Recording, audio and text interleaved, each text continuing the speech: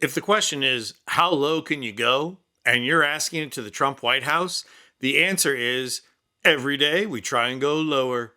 But if you're asking that question to Christian Karoline Leavitt and Tom, I dream of being a blowhard Homan, the answer is, yo, white trash, hold my beer. Because when it comes to Leavitt and Homan, what they lack in intelligence is made up for in spite and tastelessness. Their latest stunt, which I'm going to show in just a second, has brought the White House to its lowest level in the history of the building. You're going to see this and say, yep, at least when the British burned it, the place still looked tragically classy. Now, for sure, Leavitt is just another in a long line of bubbleheads like Kayleigh McEnany, who got paid to go out there and lie in a mean girl, look at my cross necklace kind of way. At least Sarah Huckabee Sanders had the decency to go out there and lie, but sound like a dumb redneck.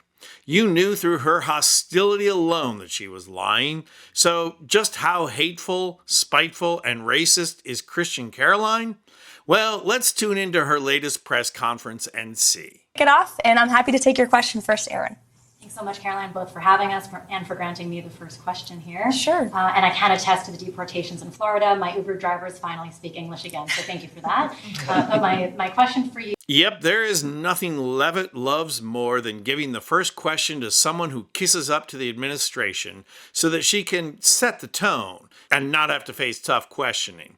But the real beauty of the interaction between these two privileged white girls is how deeply influenced they were by the example of Pope Francis, a religious figure who not only cared for the marginalized, but strongly encouraged people to mock and make fun of those that are not as fortunate enough as you. For to mock the poor, as Francis was fond of saying, is to keep them in their downtrodden place so that God can love them more.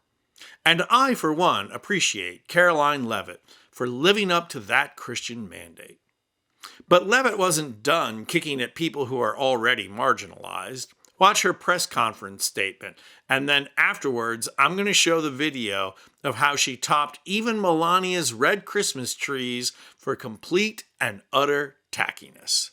The second EO is centered around protecting American communities from criminal aliens, and it will direct the Attorney General and Secretary of Homeland Security to publish a list of state and local jurisdictions that obstruct the enforcement of federal immigration laws. After these are signed, the president will have signed more than 140 executive orders already, rapidly approaching the total number signed by the Biden administration. So yes, there's Karoline not only bragging about Trump's increasing authoritarianism of using executive power because he has no consent from individual states, but she can't help but throw a couple of more kicks to the legal migrants and asylum seekers who live here.